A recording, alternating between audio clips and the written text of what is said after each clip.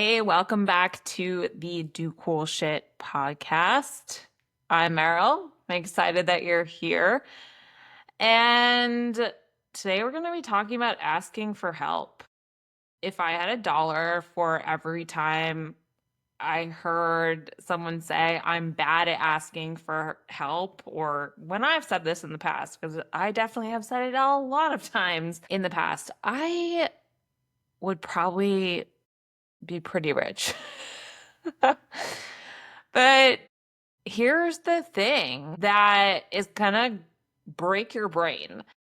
Refusing help is not what you think it is. It's not a strength. It's actually self-sabotage. And in this episode, I'm about to blow up everything you think you know about independence and rebuild it into something that actually serves you. I had a conversation with a client of mine in this past week that sparked the topic of this episode.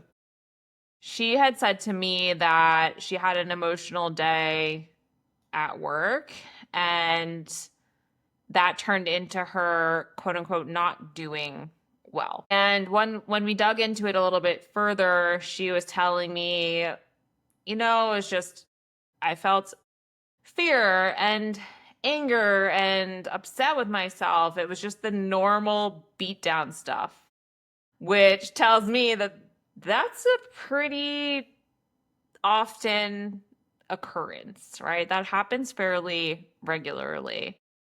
And she had said to me, I'm horrible at asking for help and I'm really good at procrastinating. This is something that I see very often. This is a pattern that I see often when it comes to what I call high achievers. And this is a term that kind of broke my brain a couple years ago. And if you're listening to this podcast, this may be a term that you could be under the umbrella for. So this is a pattern that, a person kind of gets into a situation where they're unsure, they kind of hit a wall, and then they beat themselves up, can't figure it out. We're going to dig into this a little bit more as we go, but beat themselves up about it. And then they isolate themselves, and then that kind of repeats. Now, here's the thing, and this is what I told my client. You're not bad at asking for help. And identifying as that is actually not something that's helpful at all.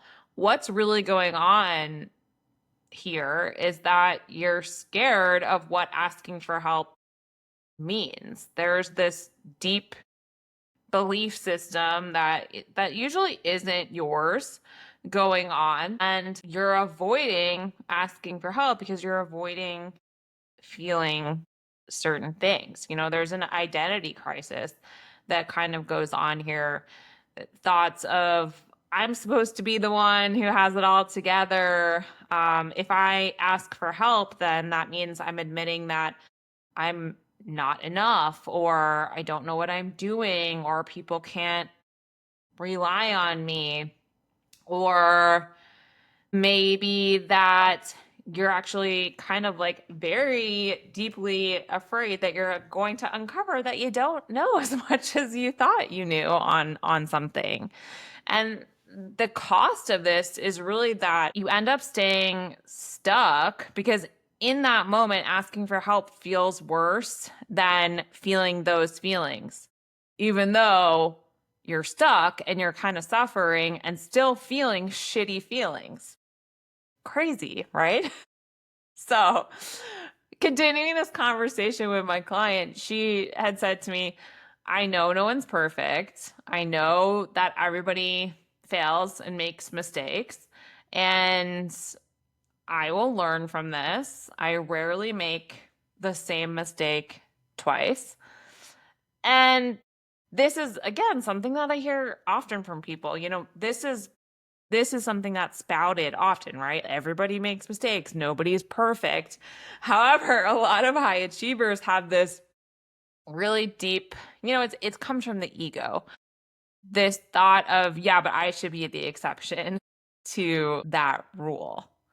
You know, being human, like I'm a superhuman, and being human is failure. Like it's just part of an identity, a deep-rooted identity here. Identifying, there's a lot of great things that get people very, very far. You know, you're identifying as a problem solver, like, hey, I can figure this out myself.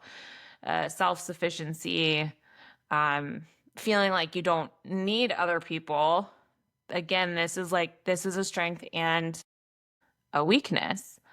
And a lot of the times it's actually not independence, it's self-isolation. Because if independence, meaning that you have the skills to actually handle the thing, and isolation is you're not really sure and you're refusing to get help or ask for help, even when that would be something that would be greatly beneficial for you. So you're not protecting your strength by refusing help, you're protecting your ego. And procrastination is something that goes hand in hand here because it's helping you avoid.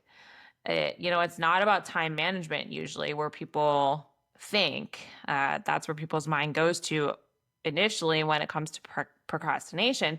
However, that's usually not it. It's about avoiding discomfort. This is something where, again, like you're avoiding feeling certain feelings. So you just wait until the last minute.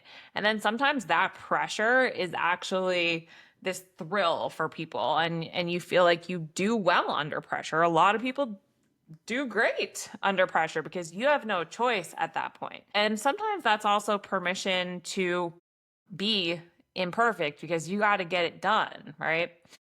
So a lot of the times your mind is going to think, you know what, I'll just wait until I have no choice. I'm going to keep pushing this off until I can't anymore. And then there's almost this thought of I can't be blamed for not being perfect in this weird, fucked up way. Or again, just that pressure of like, hey, I need to get it done.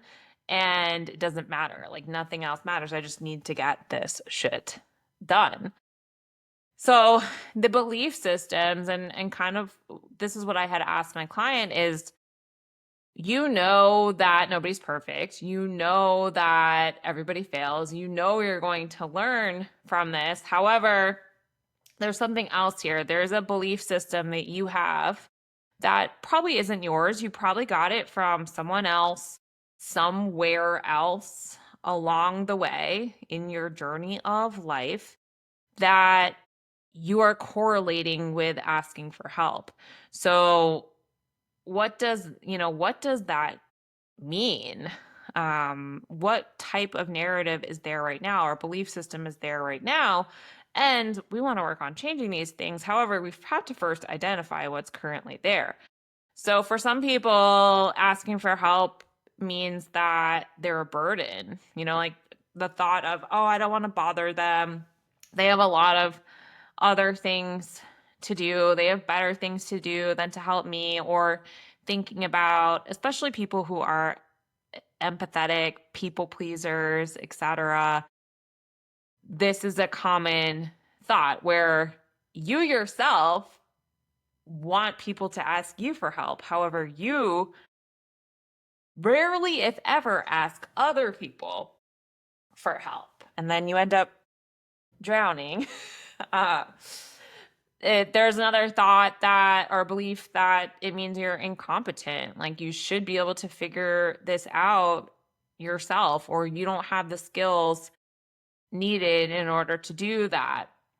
It may mean in this weird, fucked up belief system that you're unintelligent and that smart people don't need help or don't ask for help. Or it may mean, again, in this belief system that you currently have, hopefully it will be in the past, that you're weak. strong people handle things alone. They don't need anybody else. And if that any of those are part of your belief system, and I really encourage you, if you can relate to this, to kind of dig in and think about where that also may have come from. And it doesn't, some of these belief systems are not put there maliciously. So I also want to say that some of them just kind of evolve, like even from parents, from teachers, from coaches when you were younger. Maybe some weird buried parts, but dig into this and think about, hey, what's my current belief system on asking for help if I struggle with this? The thing is about these beliefs is, I mean, they're all negative, right? When you hear them, and they're not actually true. They're not your true beliefs. And they aren't actually protecting you. They're really keeping you stuck. They're imprisoning you. So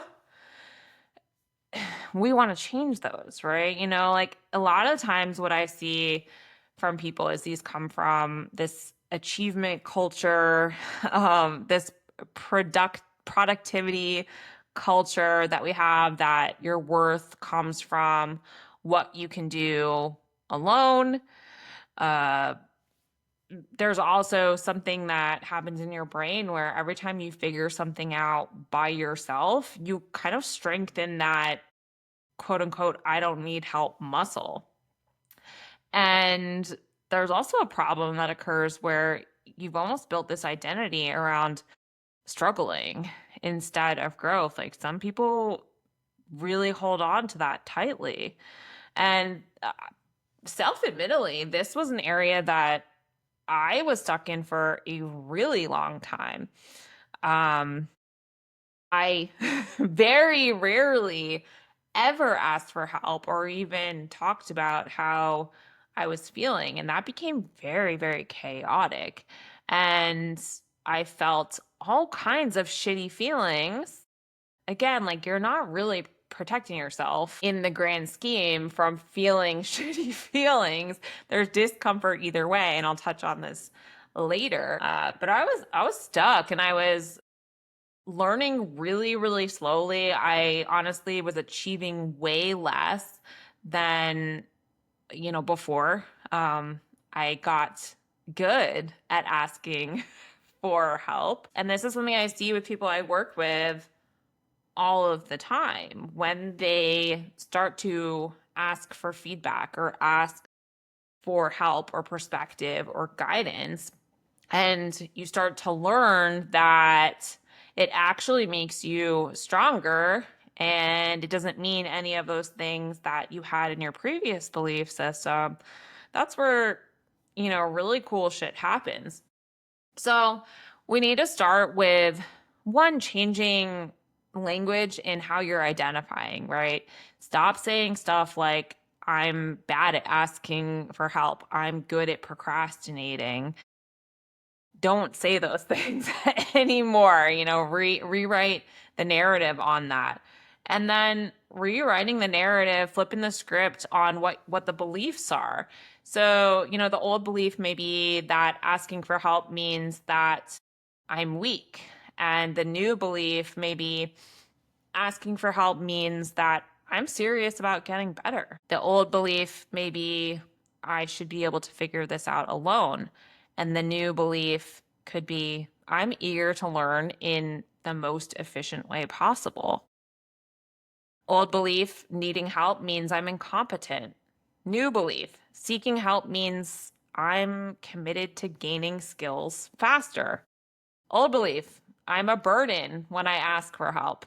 New belief, I'm giving someone the opportunity to contribute to my growth. Well, honestly, the fastest way to become unstoppable, for lack of better words, and this is a feeling that is hard to describe when you're on the previous side of this. It takes work and practice and actually feeling the change to really know what unstoppable feels like. But this is this is a word that a lot of people will say to me that they feel as they start to do more of this work, as they start to ask for help more often. And that usually started with actually signing up for coaching and engaging in the process. And this can look like various things, and I'll go over this in a bit, but you really start to feel unstoppable. It feels freeing in so many ways. You really start to actually feel more confident and be able to trust yourself a lot more, which seems counterintuitive in the beginning.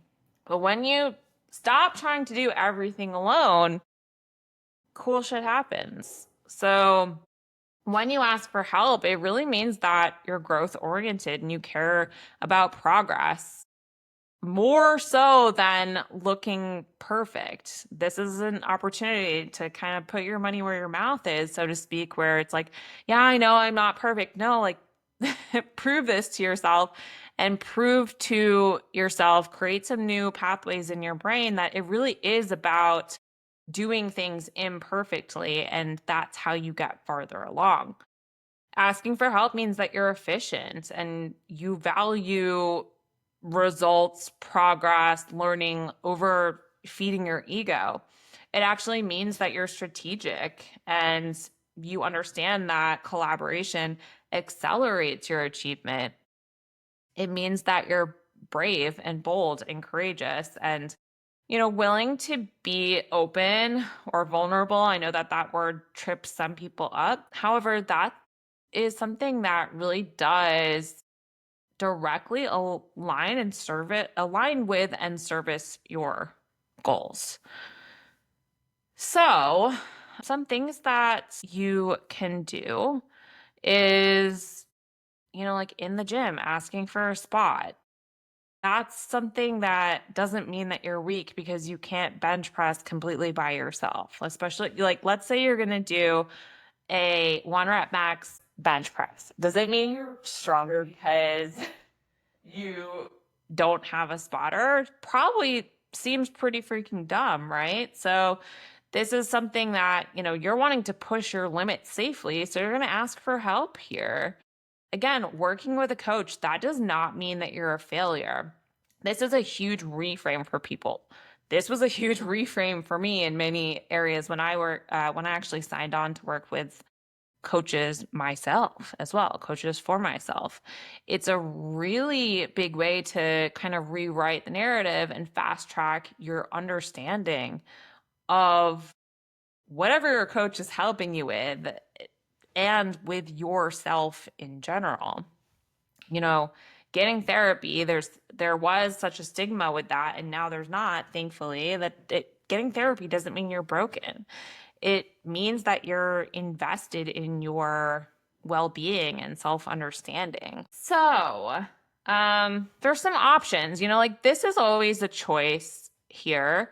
And sometimes not asking for help may be the route that you go, and that's totally okay. There's also some things that I would say you need to be aware of and accepting of when you go that route. Sometimes choosing to go that route quite literally means that you're going to be self-sabotaging.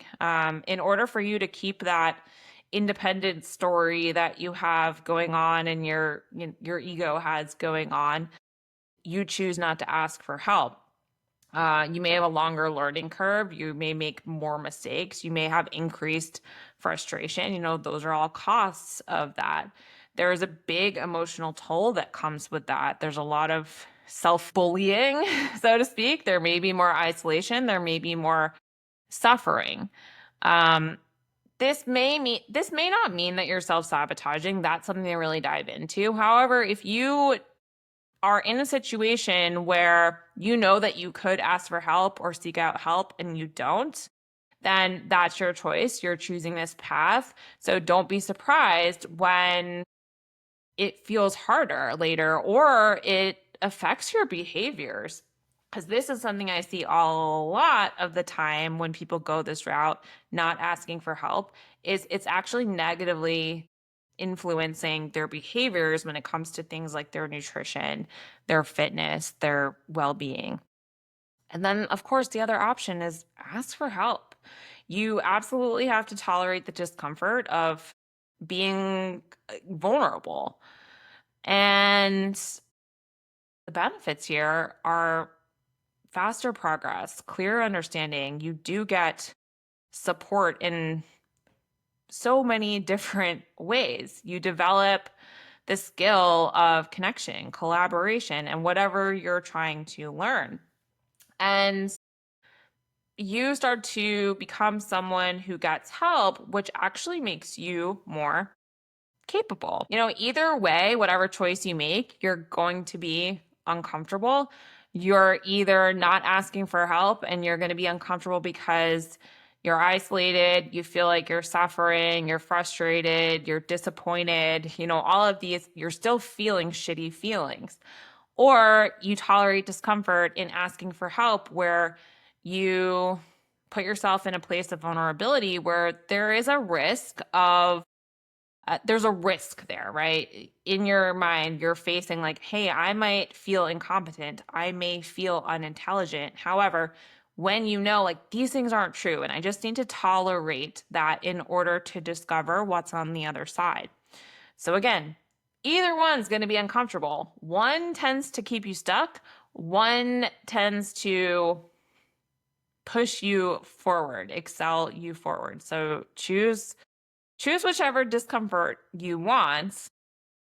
I hope that you choose the discomfort that moves you forward. So, here's some ways that you can become someone who seeks help, a badass person who seeks help. I would really suggest starting small. Just practice asking for help with something low scale. Ask for directions, ask for a restaurant recommendation, ask for someone to check your form. This is helping you build evidence that asking for help is actually safe and is effective. You're quite literally rewiring your brain. And some different ways that you can ask for help that may not seem so weenie-ish, for lack of better words. So, instead of saying stuff like, I'm sorry to bother you, I'm struggling with this, nobody wants to admit that they're struggling per se. You can say, hey, I'm trying to work on insert whatever you are trying to work on. And I'd really love your feedback, your perspective. What do you think about this? The previous one apologizes for existing, apologizes for the lack of knowledge or skill, and the other one is way more confident, right? It's celebrating growth here. So, seek help from friends, a mentor, people coaches, someone who's been where you want to go, someone who's in the trenches with you, so to speak, someone who believes in you, someone that you trust, someone who has the skills that you want to have, or the perspective, insight, education that will fill some gaps that you want to fill. Some other helpful things are learning to say thank you instead of apologizing. Or like knowing that you asking for help doesn't mean that you're taking from someone else. You're actually allowing them to contribute. And this is especially helpful for people who are the people that feel like a burden when they ask for help. Again, put yourself in that person's situation. You want people to ask you for help, right? So turn it around. And receiving that help actually makes it a more enjoyable experience, not only for you, but also for the people who you are seeking help from. So as you go into this next week, doing cool shit, right? Part of doing cool shit and expanding, asking for help with one thing that you feel like you've been struggling with, or you feel like you would like to gain more knowledge, experience, confidence with. Again, ask someone to check your form, request a spot in the gym, maybe make a big step in reaching out to a coach and actually hiring someone. Ask for meal ideas, request accountability from somebody. Ask for advice from someone who you trust and look up to. Ask for emotional support. And continue to shift your mentality as you do these things, because those thoughts that you had, those belief systems, they aren't just going to go away. You have to actively be changing them. You have to actively be changing the narrative. So whenever those thoughts come up, the unsupportive ones, the things that don't support you anymore and aren't keeping you safe anymore, they're actually holding you back, remind yourself of this. Remind yourself that it's not that you should be able to handle this yourself. It doesn't mean that you're incompetent or weak or any of these things. It means that you are serious about getting better. And think about it. What could you ask for help with today? If you want to take it up a notch, ask for help with one thing every single day in this next week. Remind yourself that that discomfort means that you're growing. It doesn't mean that you're a failure. And then reflect upon how asking for help actually served you and supported you and helped you. So, reminders, you are not weak for needing help. You are a human being and you're actually practicing strength by doing it. The strongest people are not the ones who never need help. They're the ones who know how to get it. Stop wearing your struggle like a badge of honor. Start wearing your growth, so to speak. If we're going to go along with that metaphor or analogy, I don't remember which one is which. So, go do some cool shit. Let people help you do it even better. And please, if this episode was helpful for you, share it, like it, leave a comment, leave a review, message me directly. I would love to hear how you are using this, anything that you really got out of the episodes, and if there's anything that you would like to hear more about in the future. All right, have a good one.